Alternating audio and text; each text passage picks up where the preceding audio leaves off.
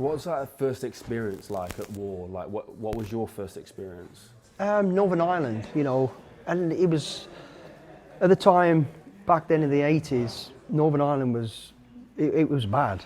You know, there was stuff going on the mainland, there was stuff going on in Northern Ireland, people were getting killed, getting blown up, and the enemy, if you like, if that's what we want to call them, were not face-to-face enemy.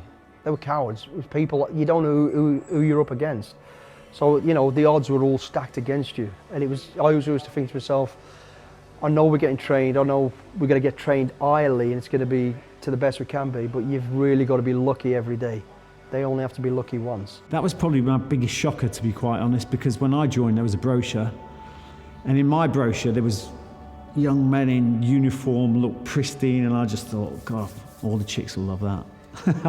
And then I saw another guy who was like windsurfing on a little holiday in the Caribbean or somewhere, and nothing prepared me for Ireland. You know what I mean? Ireland, although they called it a conflict, it was a war. It's a war. People are trying to work, and I consider that's quite black and white. If someone's trying to kill you, and you're going to do what you can to defend yourself and kill them if necessary, then that to me is a war. I don't care what you call it. It was nerve-wracking. You know, I was a young kid going out to Northern Ireland, and people were getting killed, and we had, you know, unfortunately we had people killed on our tour, friends of ours. So it was always in the back of your mind, every day could be your last. Not to over-dramatise it, it was always there, and it had to be there. I think it was a good thing because it kept you alert, didn't get you complacent. You know, you've got to be on your toes every minute you step out of that door. Even when you're indoors, you know, there was chances of getting mortared or whatever. So without painting a dull, crazy picture, it was, you had to stay switched on. It was an intense time. When I look back now, I was 19 years old. I mean, geez, I can't imagine my son at war. You know, it's just like, I can't believe I was that young. And that first night we got in, something had happened, a bomb had gone off, we were straight onto the helicopter, straight out. And the IRA had driven a truck bomb or a car bomb into a checkpoint. Totally obliterated the whole of the checkpoint. It was a 500-pound bomb. And the off-coming guard, which was the Coldstream Guards, that it killed about 5 or 6.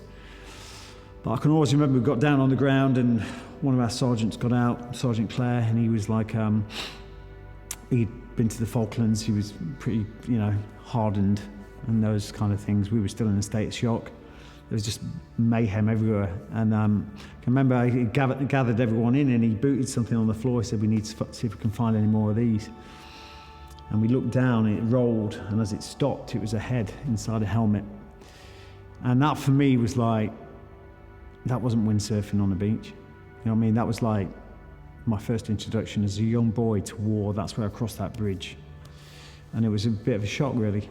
For anyone who's getting into the military, what is that first adaptation to war? Like, is this the same thing everyone goes through? Or? I guess so. There's two sides to it. There's the emotional side, or the worry of not coming back for your family and everybody else. That's always there for everybody.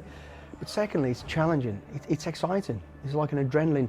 This is a chance to prove myself. This is where I've trained to supposedly produce the goods, and now I'm going to go out there and produce the goods. And whether that's stopping terrorism or stopping whatever, or doing good things, that's what you're there to do. And no one knows. I don't know how I was going to react to being shot at, being close to being bombed or whatever, until you're out there and do it. And every single military person, male and female, will tell you the same. They want to go and experience it.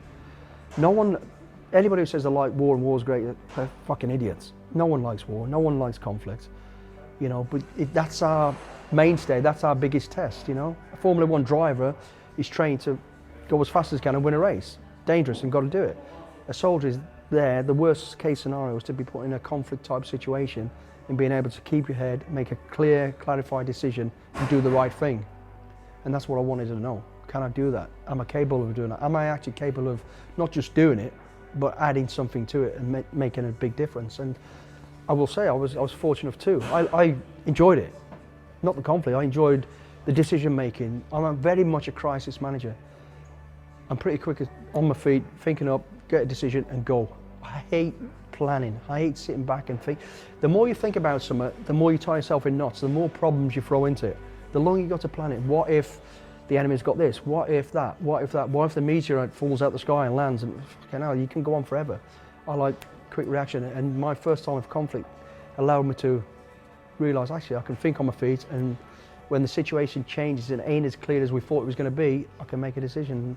And every single person wants to know that. How will I react? I wanted more of it. You know, I was in around the time where there wasn't the Iraq war. Well, there wasn't Iraq, there wasn't Afghanistan. So for me, there wasn't enough of it. There was, you know, we'd have bits and bobs here and there, and that was just the norm. But for me, I wanted to be at the coalface every day. So, do you get? Well, I mean, we spoke about this previously. Like, you get drawn into taking that test again and again and again. Yeah, because every time, no timing, any war, conflict, battle, whatever you want to call it, is the same. There's always surreal moments. There's always something different. It never, ever. I'll be honest with you, and I've done a lot of operational stuff, mainly with the regiment, but also with the parachute regiment. It's never ever gone to plan. Never, ever. You know, it goes to plan in terms of we got the right result. But what each stage we plan for, out the window. Normally from the moment you either step off the helicopter, step out your vehicle, parachute into the place, everything changes. Communications will always go down. It just happens. So now you've got to think on your feet. It's visual all the time, visual and verbal, keeping control of things. Oh my God, there's more than we expected. Oh my God, there's a minefield. Oh my God, there's civilians tied in the middle of this. How do we think on your feet? And every situation is different. You know, and I remember some of the bizarrest of situations in conflict. You know, in the Bosnia conflict, halfway through a horrendous sort of ground battle that was going on, is some guy washing his car like it's a Sunday afternoon. You're like, where did that just come from? What the fuck is that about? War is strange. It's nasty and it's strange. You know, and you've got to now be able to think fast on your feet and can't just become all of aggressive and go for this. It's about changing. We live in a world of ramping up and ramping down sort of scenarios, because, you know, someone's out there trying to kill you. You've got to step it up to stop that. But in the middle of that, all of a sudden there's a family and bang, you've got to back off a bit and find another solution. You know, you're thinking all the time. It's a lot going on and it's challenging. And yeah, I enjoyed the challenges. I enjoyed it. You know, I didn't enjoy what the situation was, people getting killed and shit, but I enjoyed having to think and come up with a solution that's for the better. So pre-going and coming back, like, what's the distinctive thing that you can see where a mindset has changed? Like, it's changed for you or given you something different after going to war and coming back? Was there anything?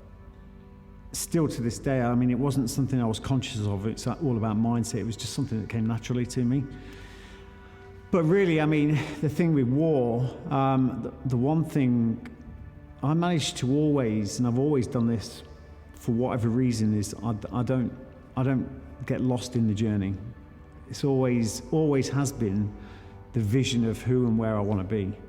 So whether that came to missions, you know, in Iraq or in Northern Ireland, it was about where I wanted to be. It was the visualization of what we wanted to create, the end result. And that, for me, was always the anchor that pulled me forward. So regardless of what happened in here, I've always had a mission, a goal. We're mission-driven anyway, and we're always given a mission on the ground. It was that mission, that goal, that I would always focus on.